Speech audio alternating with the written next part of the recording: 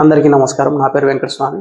ఈరోజు మనం discuss చేయబోయేటువంటి topic వచ్చేసి 10th class physics acids, basis and salts అనే లెసన్ నుంచి preparation of bleaching powder and it's uses. ఈ టాపిక్ కూడా చాలాసార్లు బోర్డ్ ఎగ్జామ్లో అడిగినటువంటి టాపిక్. సో ఈ టాపిక్ ఒకసారి డీప్గా డిస్కస్ చేద్దాం. ఓకేనా? రైట్. టాపిక్ వచ్చేసి preparation and uses of bleaching powder. First అసలు బ్లీచింగ్ అంటే ఏంటి? బ్లీచ్ అంటే ఏంటంటే ఒక కలర్ని, ఒక ఆబ్జెక్ట్కు ఉన్నటువంటి కలర్ని రిమూవ్ చేయడం అని అర్థం. రైట్? అర్థమైందా? ఒక ఆబ్జెక్ట్కు ఉన్నటువంటి కలర్ని రిమూవ్ చేసి ఆ ఆబ్జెక్ట్ని వైట్ కలర్లోకి టర్న్ చేయడం అని అర్థం. అంటే రంగుని తీసివేయడం, ఒక కలర్ని రిమూవ్ చేయడం అని అర్థం. ఫర్ ఎగ్జాంపుల్, ఇది అర్థం కావడానికి ఒక చిన్న ఎగ్జాంపుల్ చెప్తా చూడండి. ఒక టబ్ తీసుకున్నాం, ఈ టబ్లో వాటర్ తీసుకున్నాం, వాటర్ తీసుకొని ఇందులో బ్లీచింగ్ పౌడర్ పెట్టామన్నమాట. Bleaching powder, right? ఇట్లా బ్లీచింగ్ పౌడర్ పెట్టేసి దీన్ని మొత్తం కలిపేసి ఇందులో ఒక రెడ్ క్లాత్ని పెడదాం, ఒక రెడ్ కలర్ క్లాత్ని పెట్టేద్దాం, సోక్ చేసేద్దాం అన్నమాట. మొత్తం సోక్. ఫస్ట్ ఏ కలర్లో ఉండేది? రెడ్ కలర్లో ఉండే కదా. ఎప్పుడైతే ఒక 2 hours ఆ రెడ్ కలర్ క్లాత్ని మనం బ్లీచింగ్ పౌడర్లో నానబెట్టాము, ఆ బ్లీచింగ్ పౌడర్ ఏం చేస్తుందంటే ఆ క్లాత్కి ఉన్నటువంటి రెడ్ కలర్ని రిమూవ్ చేసి దాన్ని వైట్ కలర్లోకి చేంజ్ చేస్తుంది అని అర్థం. రైట్? ఇది అర్థం చేసుకోవడానికి చెప్పినటువంటి ఎగ్జాంపుల్ ఇది. సో ఒక ఆబ్జెక్ట్ యొక్క కలర్ని రిమూవ్ చేయడానికి, ఒక ఆబ్జెక్ట్ యొక్క కలర్ని రిమూవ్ చేసి ఆ ఆబ్జెక్ట్ని వైట్ కలర్లోకి టర్న్ చేయడాన్ని బ్లీచింగ్ అని అంటారు. అర్థమైందా? రైట్. Bleaching powder. మరి ఈ బ్లీచింగ్ పౌడర్ని ఎలా తయారు చేస్తారో చూద్దాం. ఓకేనా? Preparation of bleaching powder.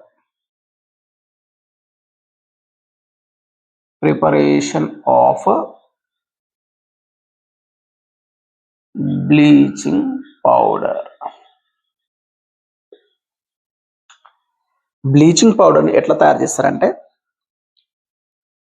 Calcium హైడ్రాక్సైడ్ని రియాక్టర్లలో తీసుకొని దానికి క్లోరిన్ గ్యాస్ని కలిపినప్పుడు ఆ కాల్షియం హైడ్రాక్సైడ్లో ఉన్నటువంటి వాటర్ రిమూవ్ అయిపోయి ఆ కాల్షియం ఆక్సైడ్ తోటి క్లోరిన్ గ్యాస్ రియాక్ట్ కావడం వల్ల బ్లీచింగ్ పౌడర్ అనేది తయారవుతుంది.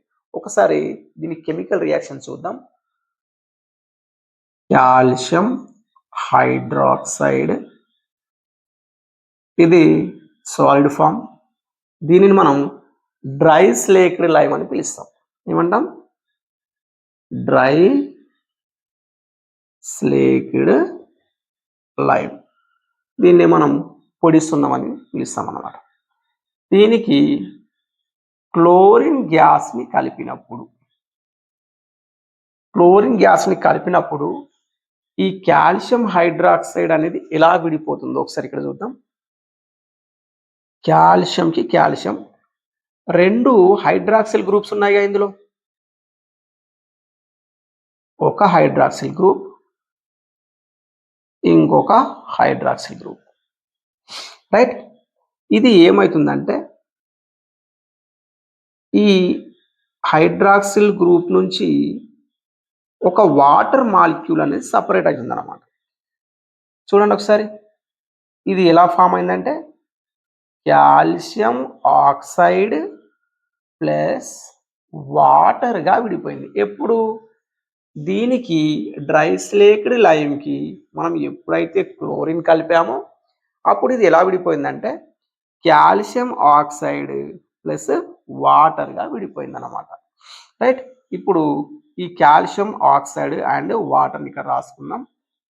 కాల్షియం ఆక్సైడ్ ప్లస్ వాటర్, ఇంకొకటి ఏంటి క్లోరిన్. రైట్. ఇప్పుడు ఈ కాల్షియం ఆక్సైడ్ తోటి క్లోరిన్ రియాక్షన్లో పార్టిసిపేట్ చేసి calcium oxide plus chlorine plus water. ఇక్కడ చూడండి, కాల్షియం ఆక్సైడ్ క్లోరిన్తో రియాక్షన్లో పార్టిసిపేట్ చేసి ఇది బ్లీచింగ్ పౌడర్ని ఫామ్ చేస్తుంది అండ్ వాటర్ని సపరేట్ చేసేస్తుంది అనమాట. అర్థమైందా? సో ఇట్లా CaOCl2 దీన్ని మనం బ్లీచింగ్ పౌడర్ అని పిలుస్తాము. దీని కెమికల్ నేమ్ ఏంటంటే కాల్షియం ఆక్సిక్లోరైడ్. కాల్షియం ఆక్సిక్లోరైడ్ లేదా ఇంకొకలా కూడా పిలవచ్చు, కాల్షియం హైపోక్లోరైట్ అని కూడా పిలవచ్చు అనమాట. బ్లీచింగ్ పౌడర్ కెమికల్ నేమ్ ఏంటి అంటే కాల్షియం హైపోక్లోరైడ్ లేదా కాల్షియం ఆక్సిక్లోరైడ్. ఈ విధంగా బ్లీచింగ్ పౌడర్ని తయారు చేస్తారు. ఓకేనా? ఇప్పుడు బ్లీచింగ్ పౌడర్ యొక్క యూజెస్ ఏంటో చూద్దాం. ఓకేనా? It is used for bleaching cotton and Lenin in the textile industry. Textile ఇండస్ట్రీలో అంటే వస్త్ర పరిశ్రమలో కాటన్ని అండ్ లెనిన్ని వైట్ కలర్లోకి చేంజ్ చేయడానికి ఈ బ్లీచింగ్ పౌడర్ని యూజ్ చేస్తారు. రెండవది వచ్చేసి bleaching would pulp in paper industry.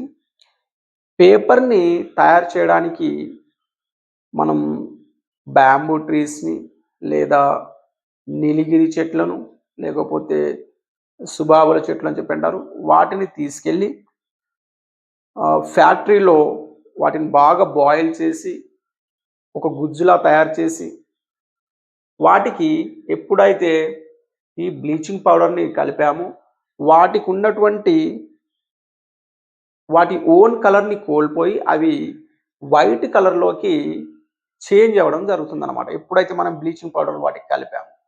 So అట్లా పేపర్ ఇండస్ట్రీలో కూడా ఈ బ్లీచింగ్ పౌడర్ని యూజ్ చేస్తారు. ఇంకోటి వచ్చేసి bleaching washed clothes in laundry.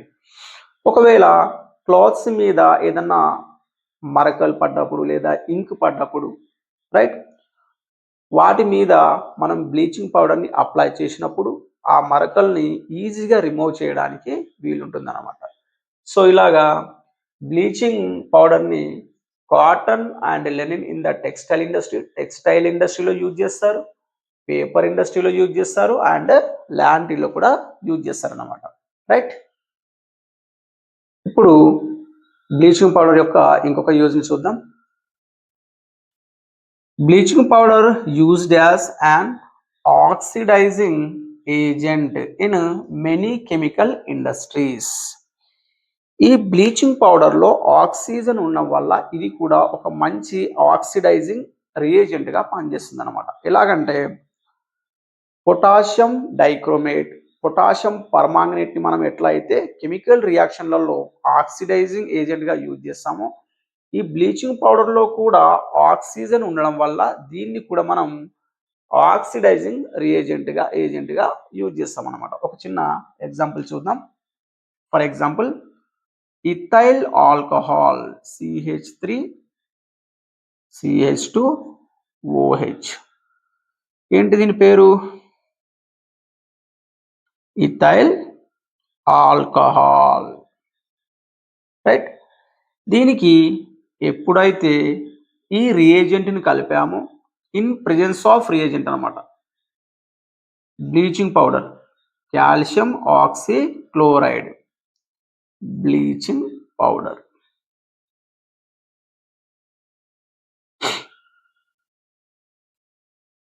ఎప్పుడైతే ఈ బ్లీచింగ్ పౌడర్ని మనం ఇథైల్ ఆల్కహాల్ కలిపామో ఇది ఏం చేస్తుందంటే, దీన్ని ఇక్కడ రాసి చూద్దాం ఒకసారి డీప్గా. CH3 హైడ్రోజన్స్, ఈ హైడ్రోజన్ సపరేట్గా రాసుకుందాం, హైడ్రోజన్స్ అండ్ ఆల్కహాల్ అన్నమాట, రైట్. ఇక్కడ ఉన్నదే ఇక్కడ నేను సపరేట్గా రాసా అంతే, ఆల్కహాల్. ఇందులో ఉన్న ఆక్సిజన్ ఏం చేస్తుందంటే ఈ రెండు హైడ్రోజన్లని రిమూవ్ చేసేస్తుంది అన్నమాట, రైట్. ఆక్సిడేషన్ అంటే ఏంటి? ఆక్సిజన్ని కలపడం లేదా హైడ్రోజన్ని రిమూవ్ చేయడం.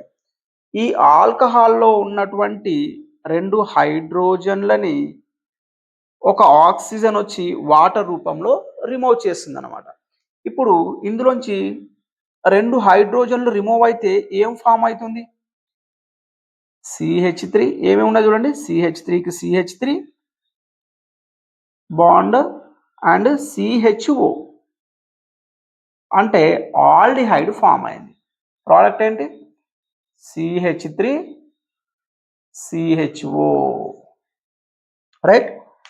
మనం ఆల్కహాల్కి, ఇథైల్ ఆల్కహాల్కి ఎప్పుడైతే బ్లీచింగ్ పౌడర్ కలుపుతామో అది ఎలా ఫామ్ అయింది? ఆల్డిహైడ్గా ఫామ్ అయింది అనమాట,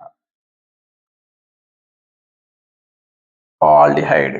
ఇందులో ఉన్నటువంటి హైడ్రోజన్స్ని రిమూవ్ చేసి ఆల్కహాల్ని ఆల్డిహైడ్గా ఫామ్ చేసింది. ఇలా కెమికల్ ఇండస్ట్రీలో ఒక మంచి ఆక్సిడైజింగ్ ఏజెంట్గా దీన్ని యూజ్ చేస్తారనమాట, ఓకేనా, రైట్. ఇప్పుడు బ్లీచింగ్ పౌడర్ యొక్క ఇంకొక యూజ్ని చూద్దాం. It is used for disinfecting drinking water to make it free of germs. ఈ బ్లీచింగ్ పౌడర్ని వాటర్లో ఉన్నటువంటి జెమ్స్ని కిల్ చేయడానికి యూజ్ చేస్తారనమాట. ఎందుకు అంటే బ్లీచింగ్ పౌడర్లో చూడండి CaOCl2, ఇందులో ఏముంది? క్లోరిన్ కూడా ఉంది కదా. ఈ క్లోరిన్ ఎలా పనిచేస్తుందంటే జెమ్స్ని కిల్ చేయడానికి ఇది యూజ్ అవుతుంది అనమాట. అందుకనే ఒక 15-20 ఇయర్స్ బ్యాక్ విలేజెస్లో ఉన్నటువంటి పీపుల్ ఎక్కువగా ఈ బావులలో ఉన్నటువంటి నీటిని తాగేవారు. అందులో జెమ్స్ గ్రో కావడం వల్ల ఎప్పుడైతే ఈ వాటర్ని తాగుతారో వాళ్లకు కలరా లేకపోతే డయేరియా లాంటి డిసీజెస్ వస్తూ ఉండేటివి అనమాట. అప్పుడు గవర్నమెంట్ ప్రికాషన్స్ తీసుకుంటూ ఈ బ్లీచింగ్ పౌడర్ని వాళ్ళ సర్వెంట్స్కి ఇచ్చి ఆ బావులలో వేయమని చెప్పేవారు అనమాట. వాళ్ళు వచ్చేసి ఆ బావులలో ఈ బ్లీచింగ్ పౌడర్ని కలిపేసి ఒక 1 or 2 days వరకు ఆ వాటర్ని తాగొద్దు అని చెప్పేవారు. సో ఎప్పుడైతే బ్లీచింగ్ పౌడర్ని ఆ వాటర్ కలుపుతారో అందులో ఉన్నటువంటి జెమ్స్ చనిపోయి ఈ వాటర్ మళ్ళీ ప్యూర్గా అయ్యేటివి అనమాట. సో అలాగా ఈ వాటర్లో ఉన్నటువంటి జెమ్స్ని కిల్ చేయడానికి కూడా ఈ బ్లీచింగ్ పౌడర్ని యూజ్ చేస్తారు. బ్లీచింగ్ పౌడర్ యొక్క ఇంకొక యూజ్ని చూద్దాం. It is used as a reagent in the preparation of chloroform. Bleaching పౌడర్ని క్లోరోఫామ్ తయారు చేయడానికి ఒక రియేజెంట్గా యూజ్ చేస్తారనమాట, రైట్. మరి ఈ క్లోరోఫామ్ని ఎక్కడ యూజ్ చేస్తారు? క్లోరోఫామ్ని మెడికల్లో సర్జరీస్ చేసేటప్పుడు మత్తు మందుగా ఇస్తారన్నమాట, రైట్. సో ఎప్పుడైతే ఒక పేషెంట్కి ఈ క్లోరోఫామ్ని ఇచ్చారో వాళ్ళకి ఆస్థమాటిక్ ప్రాబ్లమ్స్ రావడం వల్ల ఇప్పుడైతే ఈ క్లోరోఫామ్ని అనస్థీసియాగా యూజ్ చేయట్లేదు.